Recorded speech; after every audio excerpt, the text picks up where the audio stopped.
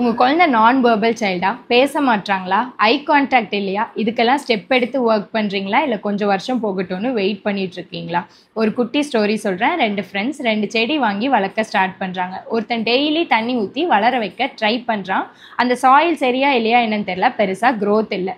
But கன்சிஸ்டண்ட்டாக தண்ணி மட்டும் ஊற்றிட்டே இருக்கான். இன்னொருத்தன் அவன்கிட்ட இருக்க செடியும் தண்ணி ஊற்றி வளர வைக்க ட்ரை பண்ணுறான். க்ரோத் இல்லைன்னு தெரிஞ்சு சாயில் மாற்றி பார்க்குறான், உரம் போட்டு பார்க்குறான். ஒரு பாயிண்டில் அந்த பிளான்ட் நல்லா வளர ஸ்டார்ட் ஆகுது. ஃபியூ மந்த்ஸ் அப்புறம் 2 ஃப்ரெண்ட்ஸ் 2 செடியும் பார்க்குறாங்க. ஒரு செடி வாங்கினதை விட கொஞ்சம் க்ரோத் இருக்குது, it's alive but no flowers. இன்னொரு செடி நல்லா பூலாம் பூத்து பெருசாக இருக்குது. இவனுக்கு சரியான ஷாக், நம்ம டெய்லி தண்ணி ஊற்றினோமே ஏன் வளரலன்னு.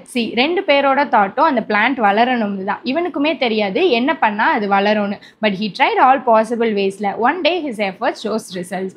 இதே மாதிரி தான் உங்கள் குழந்தைக்கும் என்னெல்லாம் possible ways to improve their டெவலப்மெண்ட்னு தெரிஞ்சு ஒர்க் பண்ணுங்கள். நீங்கள் போடுற ஒவ்வொரு எஃபர்ட்டும் குழந்தையோட பிரெயினில் ரெஜிஸ்டர் ஆகிட்டே தான் இருக்கும். இது வரைக்கும் ஒர்க் பண்ணலனாலும் இனிமேல் கரெக்டான தெரப்பி கரெக்டான டைமில் கொடுத்து ஒர்க் பண்ண ஸ்டார்ட் பண்ணுங்கள். Waiting is not a solution. If you wait, progress will also wait. குழந்தையோட ஏஜை மிஸ் பண்ணாதீங்க.